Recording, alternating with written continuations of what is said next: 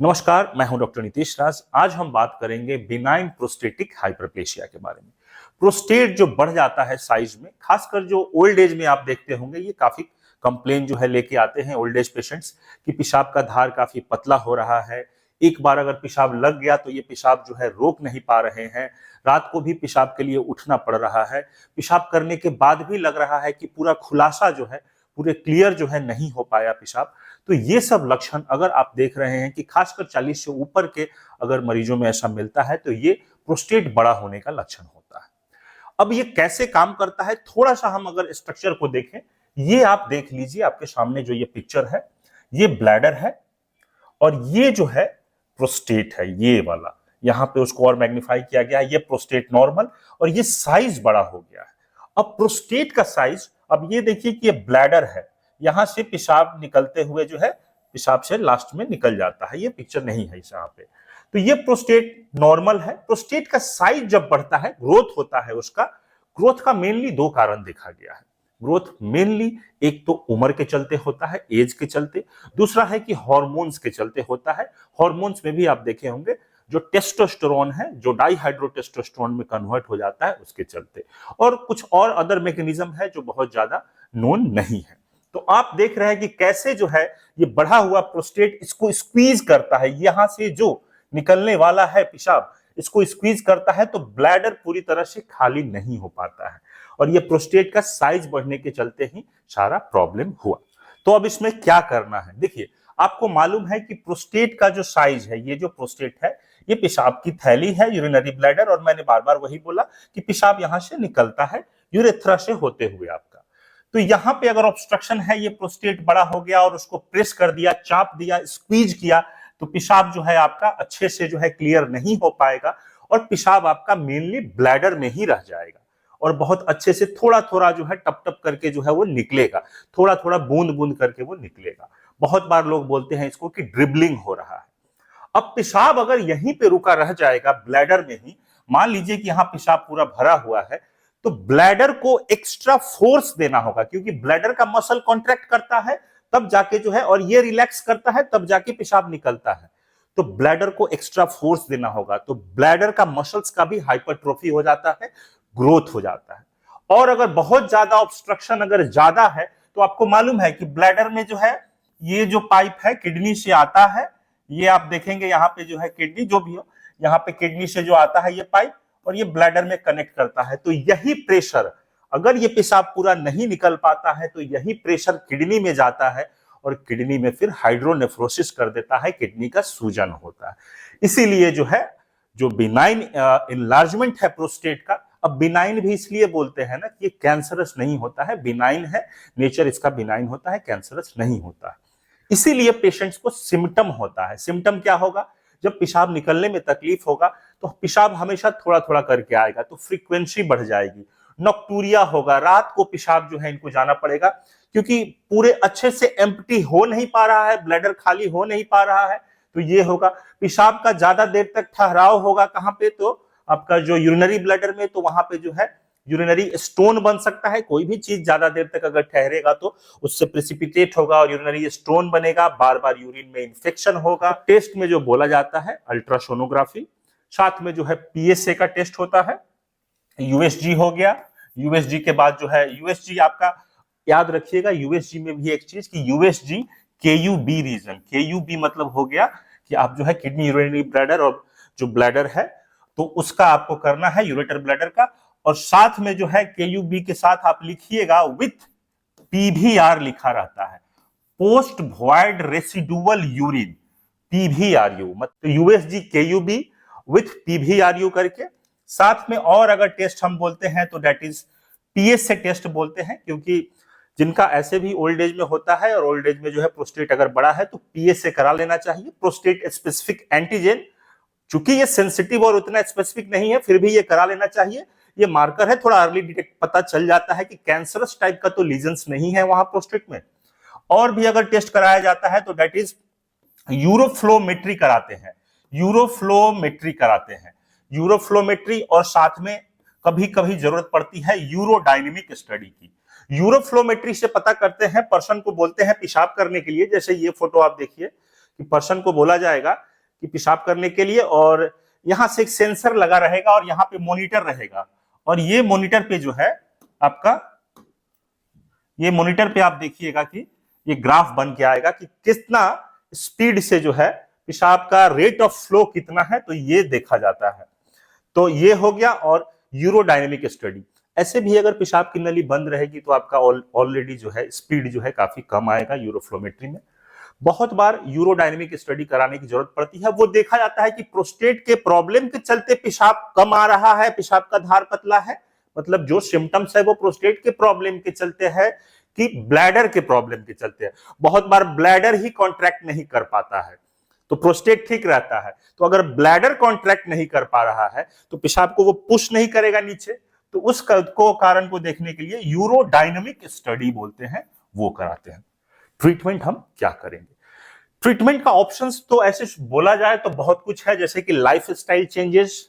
Lifestyle changes में आप क्या बताइएगा? पेशेंट को रात को जगना पड़ रहा है, बार बार पेशाब हो रहा है रात को, तो आप ऐसी चीजें जो ज्यादा पेशाब कराती हैं, चाय हो गया, कॉफी हो गया, अल्कोहल हो गया, ये सब आप मना कीजिएगा। कुछ सप्लीमेंट और प्लांट एक्सट्रैक्ट हैं, सापामेटोवायलियोटी करके है, ये सब है कुछ सप्लीमेंट, ये सब दिया जाता है। मेनली मेडिकेशंस, दवाइयां क्या दी जाती है?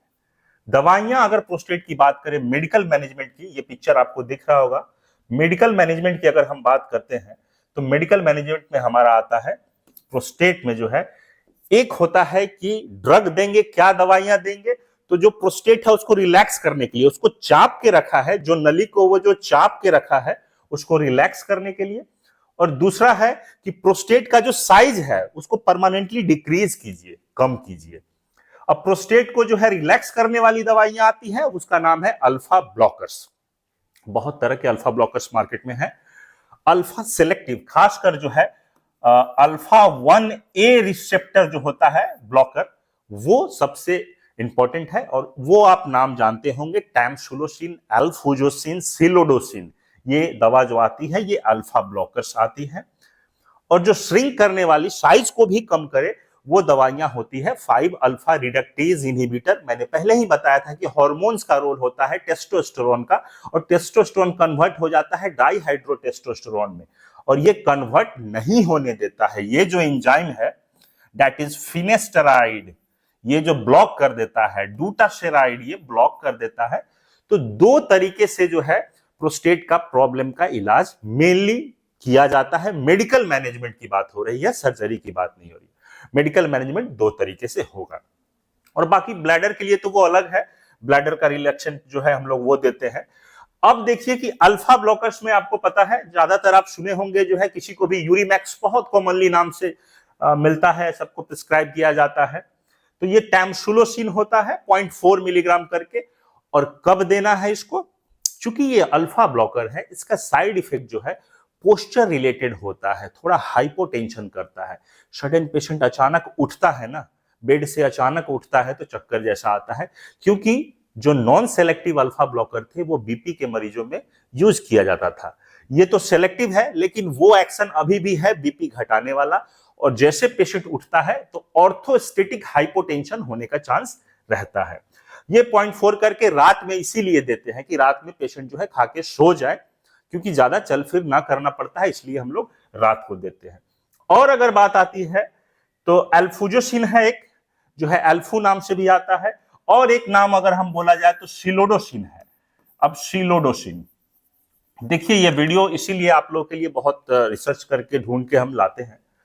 अब बात आती है कि आप किसको प्राजोसिन, दैट इज किसको जो है आप टैमसुलोसिन देंगे, किसको एल्फुजोसिन देंगे, और किसको सिलोडोसिन देंगे। देखिए, सिलोडोसिन थोड़ी नई है, नई वेराइटी है, और उसका ज्यादा रिसेप्टर पे ज्यादा एक्शन है, इफेक्टिव ज्यादा है।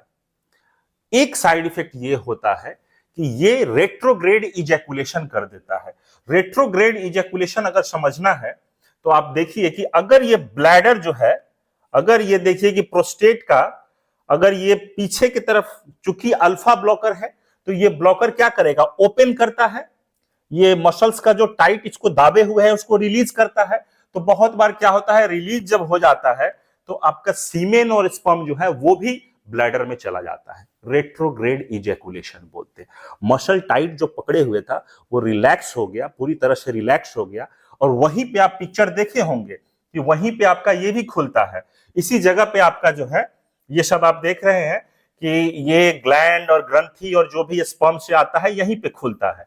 तो यहां आप देखिए कि जो पीछे की तरफ न चला जाए, तो बहुत बार सिलोडोसिन के साथ ये एक प्रॉब्लम है, और ये एक बड़ा प्रॉब्लम है सिलोडोसिन के साथ। इसीलिए सिलोडोसिन को आप यंग एज में नहीं प्रिस्क्राइब करते हैं। सिलोफास्ट नाम से आता है, 4 मिलीग्राम 8 मिलीग्राम ये दिया जाता है। ओल्ड एज में ज्यादा इसको प्रिस्क्राइब किया जाता है। अगर बात किया जाए, और एक चीज फायदा यह है कि सिलोडोसिन के साथ कि जो हाइपोटेंशन हो रहा था खड़े होने पे, ऑर्थोस्टेटिक हाइपोटेंशन, वो काफी कम होता है। तो बूढ़े आदमी के लिए सबसे बेस्ट है, एजेड आदमी के लिए काफी अच्छा दवा है। बात करते हैं टैमसुलोसिन, एल्फुजोसिन। टैमसुलोसिन सबसे ज्यादा प्रिस्क्राइब किया जाता है बिनाइन प्रोस्टेटिक हाइपरप्लेशिया के ट्रीटमेंट में। और टैमसुलोसिन और एल्फुजोसिन में अगर कंपेयर किया जाए, तो यंग एज में अगर बात किया जाए, तो इसमें भी कुछ ना कुछ परसेंटेज देखा गया है, 3 से 5%। इसमें तो खैर 10-12% तक, 20% तक होता है रेट्रोग्रेड इजैकुलेशन। इसमें भी कुछ परसेंट तक रेट्रोग्रेड इजैकुलेशन होने का चांस रहता है। तो हम लोग यंग एज में एल्फुजोसिन बोलते हैं देने के लिए। बहुत बार एल्फुजोसिन, टैमसुलोसिन दोनों जो है इंटरचेंजेबली यूज किया जा सकता है, तो उससे बहुत ज्यादा फर्क नहीं पड़ता है। बट यह है कि एल्फुजोसिन में एकदम ना के बराबर होता है वो रेट्रोग्रेड इजैकुलेशंस, और खासकर यंग सेक्सुअली एक्टिव मेल के लिए वो काफी अच्छा है। तो ये हो गई अल्फा ब्लॉकर्स की बात। Selective alpha 1A receptor blocker, जिसके अंदर टैमसुलोसिन, एल्फुजोसिन, सिलोडोसिन। दूसरा जो ग्रुप की दवाइयां हैं, और एक बात कि अल्फा ब्लॉकर प्रोस्टेट के साइज में कुछ नहीं चेंज करेगा, प्रोस्टेट का साइज वैसे का वैसा ही रहेगा। सिर्फ उसका जो उसको पकड़े हुए था, जो उसको चाप के जो रखा था, उसको ये रिलैक्स कर देगा, उसको रिलैक्स करेगा, बट साइज में कोई अंतर नहीं आएगा। अब बात आता है 5 अल्फा रिडक्टेज इनहिबिटर्स। ये दवा जो है साइज को श्रिंक करता है, प्रोस्टेट के साइज को कम करता है। नॉर्मली आप देखे होंगे 20 मिलीग्राम तक रहता है, 20-22 तक रहता है, बट बहुत बार आप ओल्ड एज पेशेंट में 50, 60, 70 ऐसे भी आप देखते हैं। तो इसका alpha reductase inhibitor that is finasteride and dutasteride, दोनों का क्या काम है? टेस्टो से डाइहाइड्रोटेस्टो नहीं बन पाएगा, डाइहाइड्रोटेस्टो नहीं बन पाएगा तो प्रोस्टेट का जो ग्रोथ करा रहा था डाइहाइड्रोटेस्टो, वो नहीं करा पाएगा, और नहीं करा पाएगा तो प्रोस्टेट के साइज जो है धीरे धीरे श्रिंक करना शुरू कर जाएगा। और एक फायदा होता है, डाइहाइड्रोटेस्टोस्टेरोन आपका हेयर लॉस कराता है, तो ये दवा अगर दिया जाएगा किसी को तो हेयर लॉस भी नहीं होगा, क्योंकि डाइहाइड्रोटेस्टोस्टेरोन बनेगा ही नहीं, तो आपका बाल भी मतलब आप जवान होते जाएंगे और बाल भी आपका कम झड़ेगा। नेक्स्ट अगर हम बात करते हैं कुछ इसके इंपॉर्टेंट पॉइंट्स के बारे में, इसमें 2 दवाइयां आती है मेनली, जो है आप देखें कि फिनेस्टेराइड एंड ड्यूटासेराइड। फिनेस्टेराइड जो आती है 5 मिलीग्राम की आती है, ड्यूटासेराइड 0.5 मिलीग्राम की आती है। देखा गया है कि इफेक्ट, इफिकेसी, पोटेंसी ड्यूटासेराइड की ज्यादा होती है, जो देखा गया है जो कुछ रिसर्च में। बट अगर क्विक एक्शन की बात करें तो फिनेस्टेराइड थोड़ा जल्दी एक्शन करता है, ज्यादा अंतर और कुछ नहीं है। और ऐसे भी अगर आप बोलेंगे ना कि अल्फा ब्लॉकर में कंपेयर कीजिए सबसे अच्छा कौन है, टैमसुलोसिन लें कि सिलोडोसिन या एल्फुजोसिन, या अगर 5 अल्फा रिडक्टेज में बताइए फिनेस्टेराइड, ड्यूटासेराइड, ऐसा बहुत कम स्टडीज होता है और होने भी नहीं दिया जाएगा, क्योंकि आपको मालूम है कि ऐसी स्टडीज होगी और कोई बता दिया गया कि ये वाली अच्छी है तो बाकी और कोई लेगा ही नहीं प्रोडक्ट, इसीलिए ऐसी स्टडीज कम होती है। तो बस इतना ही अंतर देखा गया है ड्यूटासेराइड और फिनेस्टेराइड में, कि फिनेस्टेराइड जल्दी काम करता है, ड्यूटासेराइड थोड़ा सा लेट लगता है काम करने में, क्विक एक्शन नहीं है। बट इसमें देखा गया है कि ड्यूटासेराइड जो है काफी पोटेंट है, काफी इफिकेशियस है। अब एक बात ध्यान रखिएगा कि जो ड्यूटासेराइड है या फिनेस्टेराइड है 5 अल्फा रिडक्टेज इनहिबिटर, इसका कम से कम समय कितना लगेगा? इसका कम से कम समय आप देखिए कि कम से कम 3 से 6 महीने तक लग सकता है इसके एक्शन में। तो कोई भी अगर एजेड आदमी आता है और ये समस्या लेके, तो अकेला इसको आप नहीं दिया कीजिए, अकेला इसको नहीं दिया जाता है। सिर्फ फिनेस्टेराइड या ड्यूटासेराइड देना ठीक नहीं है, क्योंकि इतना दिन, 6 महीना 3 महीना टाइम लगेगा, कोई इतना वेट करेगा? जरूर अल्फा ब्लॉकर ऐड कर दीजिए, साथ में ये दीजिए, कोई प्रॉब्लम नहीं है। हालांकि ये पीएसए को भी कम करता है, प्रोस्टेट स्पेसिफिक, प्रोस्टेट का मास कम होगा, प्रोस्टेट स्पेसिफिक एंटीजन भी कम होता है, ये बात आप याद रखिएगा। और एक चीज देखिएगा कि इसको यूजुअली हम, आप एक और चीज बोल सकते हैं कि यंग में दे सकते हैं कि नहीं इसको, क्योंकि साइज ये कम करता है, तो साइज अगर कम करता है तो यंग आदमी को आप दे सकते हैं कि नहीं। मेरा कहना है कि यंग आदमी को आप यूजुअली अगर जरूरत नहीं है तो नहीं देंगे। इसका इंडिकेशंस यही है कि अगर प्रोस्टेट ज्यादा है, अब कट ऑफ उतना दिया नहीं गया है, 40 या 50 से अगर ऊपर होता है तो दिया जाता है। पीएसए अगर 1.5 से ज्यादा होता है तो दिया जाता है। अगर प्रोस्टेट का साइज आप 30-35 में ही शुरू कर दीजिएगा तो नहीं भी काम करेगा, क्योंकि ये साइज कम करता है। तो साइज कम करने के लिए साइज अच्छा खासा बड़ा होगा तभी तो साइज कम करेगा। तो मान लीजिए किसी का 35-38 साइज है और आप उसको ड्यूटास्टेरॉइड और फिनेस्टेरॉइड कोई एक ऐड कर दिए हैं अल्फा ब्लॉकर के साथ, यूरिमैक्स डी दे दिए हैं मान लीजिए, या डूटास्टी दे दिए हैं, तो वो देना सही नहीं है, क्योंकि प्रोस्टेट बड़ा होना चाहिए, पीएसए लेवल भी होना चाहिए। बहुत बार अगर ब्लीडिंग भी होता है प्रोस्टेट से तो इसको दिया जाता है, और इसके टाइम का ड्यूरेशन आप ध्यान रखेंगे 3 से 6 महीने तक लग सकता है। नेक्स्ट अगर बात करते हैं, साइड इफेक्ट तो सबके होंगे ही। टेस्टोस्टेरोन से डाइहाइड्रोटेस्टोस्टेरोन बनने नहीं दे रहा है तो सेक्स ड्राइव कम हो जाएगा और इरेक्शन में प्रॉब्लम होगा, इजैकुलेशन में प्रॉब्लम होगा, तो इसका भी साइड इफेक्ट है कि रिलेटेड जो है testosterone hormone related side effects इसमें देखने को मिलेंगे। कॉम्बिनेशन थेरेपी, जो मैं अभी यही बात कर रहा था कि मान लीजिए कोई एजेड पेशेंट है और उनका काफी बड़ा है तो आप दोनों मिला के दीजिए, कॉम्बिनेशन थेरेपी का है। और खासकर बड़ा प्रोस्टेट लेके आए हैं, बड़ा के लिए ही देना है, तो खासकर बड़ा प्रोस्टेट लाए हैं तो कॉम्बिनेशन थेरेपी दीजिए। इफेक्टिव है, लार्ज प्रोस्टेट में बहुत अच्छा काम करेगा। दोनों का एडिटिव एक्शन होगा, बट एडिटिव एक्शन होगा तो एडिटिव साइड इफेक्ट भी होगा, इसको भी आप ध्यान रखिएगा। तो ये है वही पिक्चर कि दिखा रहा है कि इंप्रूवमेंट थोड़ा अच्छा होता है, बेनिफिट अच्छा होता है, इंप्रूवमेंट क्विक होता है। क्विक मतलब कि अल्फा ब्लॉकर क्विक काम कर जाएगा 2 से 4 सप्ताह में, और ये 3 से 6 महीना लगेगा, तब तक वो काम करता जाएगा। कब हम पेशेंट को बोलेंगे कि आपको अब ये दवा से काम चलने वाला है नहीं, कब हम बोलेंगे कि you need to get operated, surgery आपको करानी ही पड़ेगी। जैसा कि मैंने पहले ही बताया था कि अगर पेशाब का बैकफ्लो होता जा रहा है, इतना ज्यादा अगर ऑब्स्ट्रक्शन है, इतना रुकावट है, उसके चलते बैकफ्लो हो रहा है, और बैकफ्लो होने के चलते किडनी में हाइड्रोनेफ्रोसिस अगर होता है तो उस कंडीशंस में फिर बोला जाएगा आपको जो है ऑपरेट करा लेने के लिए। और अगर है कि साइज जो है बहुत ज्यादा बढ़ गया और सिम्टम्स बहुत ज्यादा हो रहा है, काफी ट्रबलसम सिम्टम है, मतलब जो बोलते हैं ना एकदम परेशान हो गए हैं और दवा से काम नहीं हो रहा, ट्रबलसम सिम्टम्स, बहुत परेशान है, रिकरेंट यूटीआई हो रहा है, बार बार पेशाब में इंफेक्शन हो रहा है, और होगा भी क्यों नहीं, क्योंकि पेशाब निकल नहीं पा रहा है, पेशाब ठहरा हुआ है, और ठहरे हुए चीज में इंफेक्शन होता है, ठहरे हुए चीज में जो है चीजें प्रिसिपिटेट करके जो है स्टोन भी बनता है, तो ब्लैडर में स्टोन भी अगर बड़ा बन गया है तो ये सब कुछ जो मैंने दिया है आप देख लें कि ये सब चीजें जो है आपका फिर सर्जिकल इंडिकेशंस होता है। मुझे उम्मीद है ये वीडियो आपको अच्छी लगी होगी, आप इसे ज्यादा से ज्यादा शेयर करें, और अभी तक हमारे चैनल को आपने सब्सक्राइब नहीं किया है तो सब्सक्राइब कर ले। थैंक यू सो मच, जय हिंद।